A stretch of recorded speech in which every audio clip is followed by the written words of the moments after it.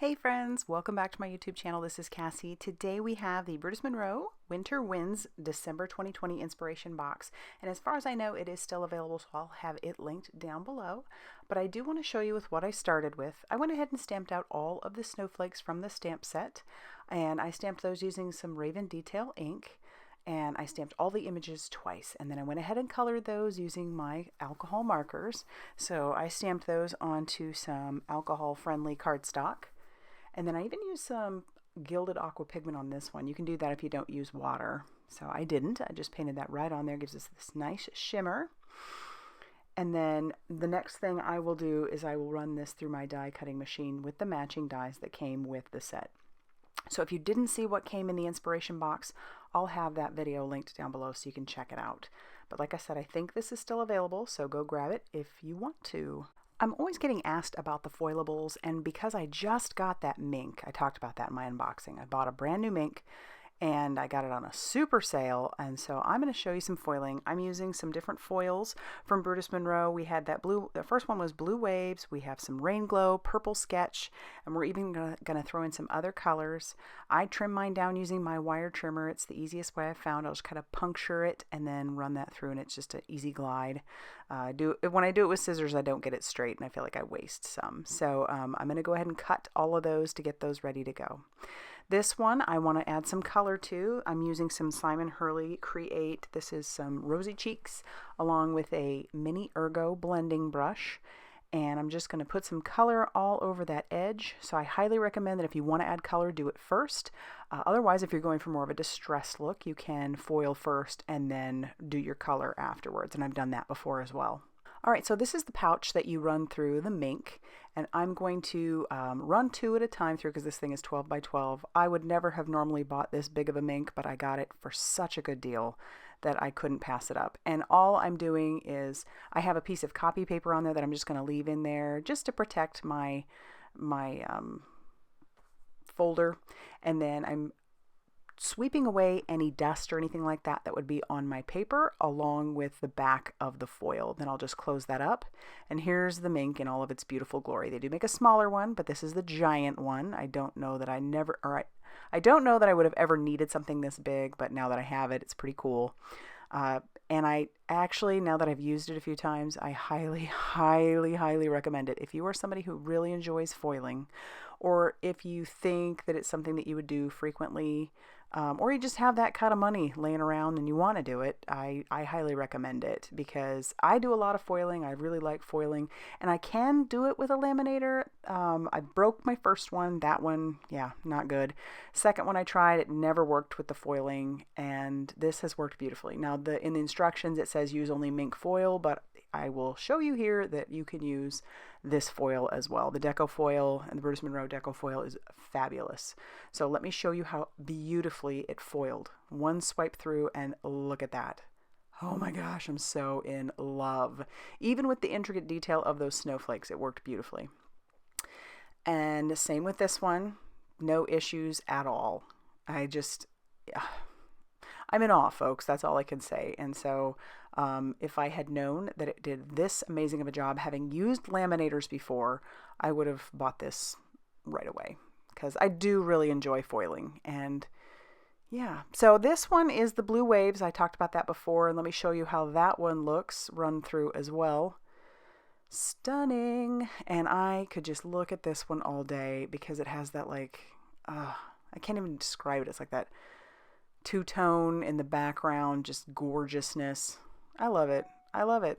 So yeah, I'll be foiling a lot. And I'll show you 2 more that I made. These ones use aqua and champagne deco foils. Yeah, and I'm going to make cards out of all of them because I am obsessed.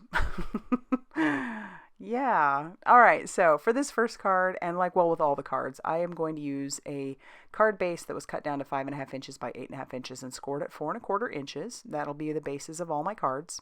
I'm going to take this first panel, and I actually decide I want to cut it down. So I'm going to grab out my guillotine trimmer, and I'm going to trim off about a 1/2 inch total. So I'll take that 1/2 inch and then I'll cut it in half as well. And I'll use those pieces on the inside of my card. That's sometimes just one way I add a little something something to the inside. So you don't always have to throw away all those scraps.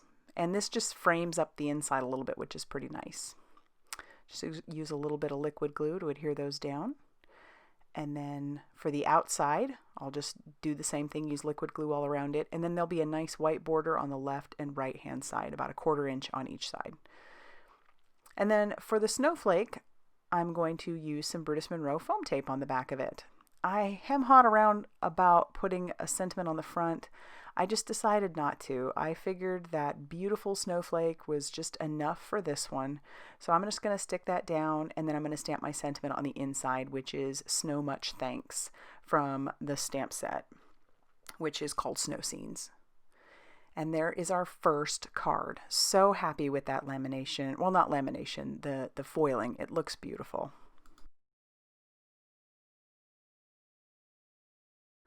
For card number 2, we're going to grab another one of those foiled panels, and we're actually going to turn it into a shaker. So I'm going to take one of the snowflake dies, and I'm going to just center that right on there and run that through my die cutting machine. And then I'm going to take some of the sterling glitter stock that came in the kit, and I'm going to cut that down. That's going to be my backing. And that'll go right behind the shaker, so we'll have lots of shimmer behind there. I mean, this is going to be a shimmer central, man, I'm telling you. With that, and then the sequins that came in the pack, it's, yeah. I did cut down some acetate so that it'll fit behind there, and I'm going to use a little bit of liquid glue. A dry adhesive would work really well as well. And for this case, 2 pieces of acetate may not have been necessary, but it's just a habit I'm in. I always do 2 sheets of acetate. So there's my first one. The next thing you'll want to do is put foam tape all around your shaker. And if you want it to be, you want your stuff to really shake around, you may need to double up your foam tape. I wanted mine to be fairly low profile, so I am not going to double it up, but you do want to make sure that your foam tape is butted up against each other so that nothing can leak out. Peel off all the release paper before you put your sequins in. Then you can put your sequins in, or whatever your shaker bits are going to be. I was fairly liberal, but I'm going to move those around, and then I'll take my next piece of acetate. Like I said, this was probably unnecessary for this particular one, but I'm just in such a habit, and that's the way I like to do it. And then I'll use some liquid glue all around that, and then this is where I'll grab that glitter stock and put that down. So like I said, probably wasn't necessary to put the second sheet. And then it just is super, super shimmery. Then I'll take some more liquid glue, put that on the back of that, and attach that down to my card base. We have this really cool little shaker all ready to go. I'm going to go ahead and stamp out the sentiments. I did it the first time there, and I don't like how those turned out. I pushed too hard, and then they just kind of looked squishy. And so it just kind of, when the embossing powder went over the top, it just didn't look right. So I'm re-stamping using some embossing ink. And the reason it was like that is because I recently had re-inked my embossing ink and made it super juicy. And then I covered that with some Brutus Monroe Alabaster embossing powder. And then I'm going to heat set that till that is smooth and melted, and then cut those down. I'll take some liquid glue and adhere that to the front of my card. So we've got Season's Greetings. I still need Christmas cards. I sold a bunch like a crazy person. And so now I've got to remake a bunch. And then I'm going to take the negative snowflake that I used, and I'm going to put that on the inside. You could probably just make a whole nother card with it if you wanted, but I like to decorate the insides of my cards a lot. So there, we'll do that.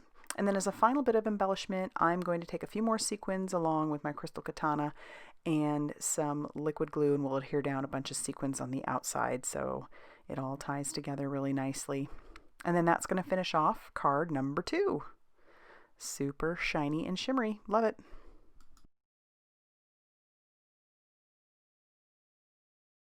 The next thing we're going to make are ornaments, or they could be tags, and I am going to be using lots of elements from the kit. So what I did is I cut out a couple more using that same snowflake die, using that light blue. I covered this particular snowflake scene with embossing ink, and then I covered that with the fairy dust embossing powder. That fairy dust embossing powder is just stunning. It is a clear, sparkly embossing powder. That's all it is, and it's fabulous. So it works so good. If you want to add some sparkle and shine to something, this is the way to do it. So just cover it with embossing ink, and then cover that with your fairy dust embossing powder. And you'll see just how shiny and shimmery it is. It's just beautiful. So I'll do that again later to the next tag / ornament that I make. But there's that one. I want this to be a little bit thick, so like I said, I cut out 2 more out of the blue cardstock that came in the kit. I'm going to take some cord that I have. I'm going to cut that down to be the loop or the top, that would attach it to your present or your tree. I'll trim that down, and then I'm going to attach it to the back of my scene just with a little bit of washi tape. The only reason the washi tape is there is just to keep it in place. That obviously isn't going to hold it, so I just have that there to keep it in place. And then I'm going to bring in some strong adhesive like liquid glue, and then I'll put that all over that back.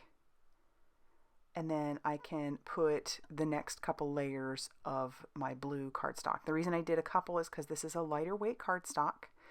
You could put as many layers back there as you wanted. So I just did 2, but it makes it a pretty sturdy ornament or tag for that matter. Or both. It really could be both. You could use it as your tag and then tell them, hey, you can put that on your tree after you're done with the tag.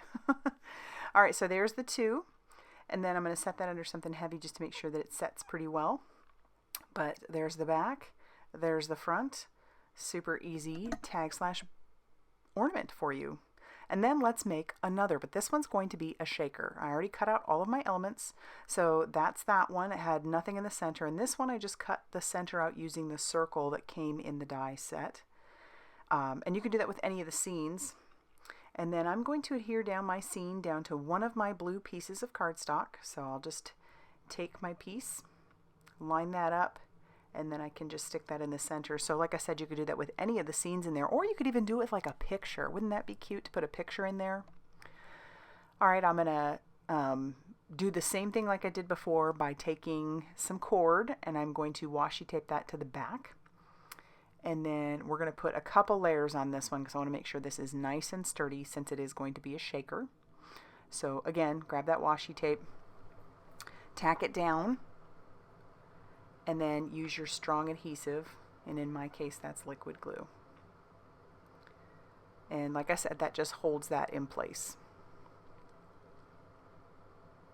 So here we go, putting that liquid glue all over the back of this one, and I'm being pretty generous. So with as much glue as I'm using and as many layers as I'm using, at the end of this I will definitely put it under something nice and heavy to make sure that everything is adhered together. Because since it's a shaker, the last thing I want is for it to fall apart.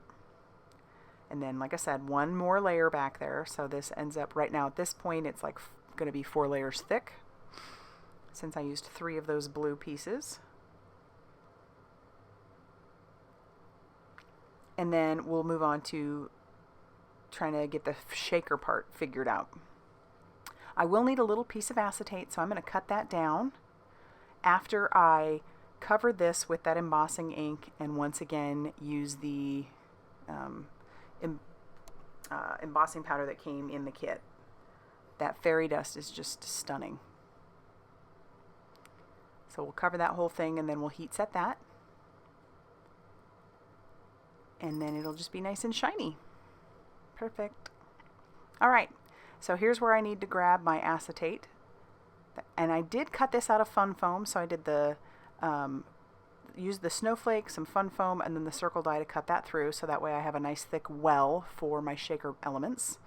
And then I'm going to use some liquid glue to just adhere down my acetate to the back of my frame. And I have put shakers together and forgot the acetate. Obviously it makes it not a shaker then, because if you don't have the acetate, it's not going to shake. And then I'm going to take some of that liquid glue and put that on my fun foam and adhere that down to the ornament piece itself. And I'm doing it this way so that way I can put the fairy dust right inside the well. So that fun foam makes it inexpensive, and it's just the easiest way to do it. If you don't have any fun foam, you could cut it out of cardstock several times, but I just found that that was the easiest way to do it, and I had some on hand. I am going to use my magic powder bag on the back just because I don't want this embossing powder to stick to it. And I should have used my spoon. I don't know why I grab it now. I've said this before, I'm a lazy crafter. I thought that I could get just enough in there. Turns out I put too much. The spoon would have worked if I'd have just started with that. And then we'll put some liquid glue on the back of our front piece, and then we'll adhere this down to the bottom, and then we'll set that underneath something fairly heavy for a little while just to make sure that that adheres. Don't want to shake that before that's dry, otherwise that stuff's coming out of there. But now it looks like a nice little snowy scene. And here are both of our tags / ornaments all ready to go. For the final card that I'm actually going to show you, I have a piece of the dark blue cardstock that came in the kit that I cut down to 4 inches by 5 1/4, so it's a little bit smaller than an A2 size card front. And I'm taking the stencil that came in the kit and I'm putting this on my Wendy Vecchi Make Art Station.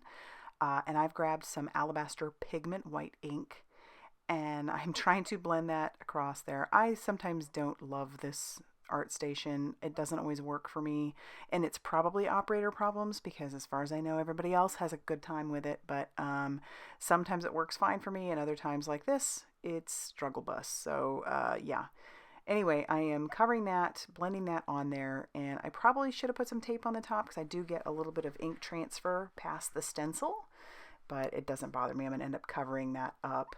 And that stencil is progressive, so you can move it up as you want to and continue the pattern. So that's really cool. Since that is a pigment ink, I'm going to cover that with that fairy dust embossing powder, and then all it's going to do is just melt clear and with some sparkle, so that white will show through and it'll be sparkly. So love it. Once again, that stuff is just awesome. And then I'm going to take some of the sterling cardstock that came in the kit and I'm going to trim that down just a little bit so I can cover up my mistake.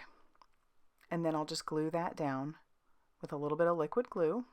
But I'll show you here with the stencil that you could have been progressive with it after I glue down the panel to a card base. And so I'll have a nice little white border all the way around that. I love that.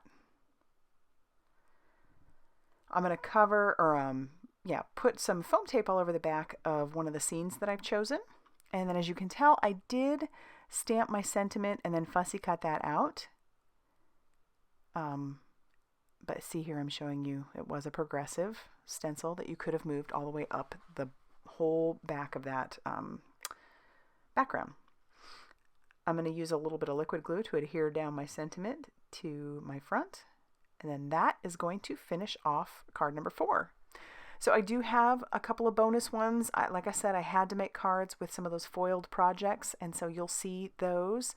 And I just love how those turned out. It is, and the pictures don't even do it justice because you know how it is trying to take a picture of a foiled background. But let's go ahead and take a look at all the cards that I made for you. I would love to know which one was your favorite, if you did have a favorite. Because that is one of my favorite things about making all these cards and projects, is hearing what you guys like and what you guys think. So yeah, go ahead and leave that down in the comment section down below. If you liked this video, hit that like button and consider subscribing if you haven't already done so. Big shout out of thank you for all the love and support that you guys leave using my affiliate links and just liking, subscribing, all that jazz. You guys are pretty incredible. And I will see you very soon in another video. Thanks for stopping by, everybody.